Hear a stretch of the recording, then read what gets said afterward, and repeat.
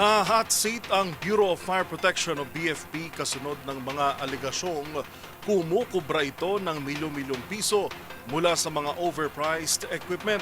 Pagbubunyag ni Interior Secretary John Vic Remulla sa DZRH News sa tindi ng korupsyon sa BFP, mismong hepe pa raw nito ang nag-aalok ng kickback. Ang detalye sa exclusive report ni Kyle Bulyas. Pinakakorap na ahensya sa ilalim ng Department of Interior and Local Government. Yan ang bansag ni Secretary John Vic Remulla sa Bureau of Fire Protection.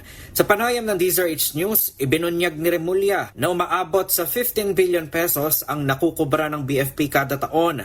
Inihalimbawa ni Remulla ang ininspeksyon nilang gusali sa Quezon City kung saan kinikikilan umano ito ng BFP ng 30 million pesos para lamang sa fire extinguishers at 70 million pesos para naman sa sprinkler system. Isa pa lang yun.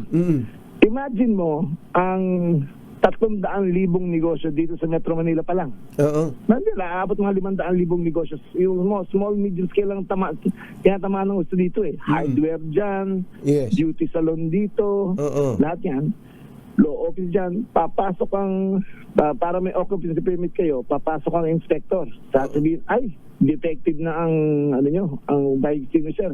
Kailangan palitan nyo na. Pero kailangan gantong klase. Oo. Bibili kayo dito. Ang presyo nila, times 2, times 3. Walang yan.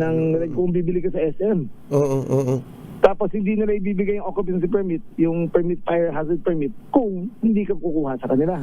Bukod pa umano ito sa overpriced na mga fire truck. Hindi na naitago ni Remulla ang kanyang inis nang isiwalat nito sa DZRH na mismo ang tanggapan ng fire chief ng BFP pa ang nag-alok sa kanya ng kickback para dito. Dito mo sa akin, ang kapal na mukha ng hayop na Bureau Fire Chief natin.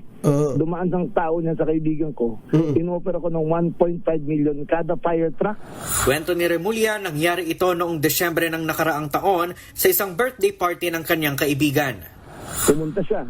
Biglang tinabi ng isang kanang kamay niya, yung barkada ko.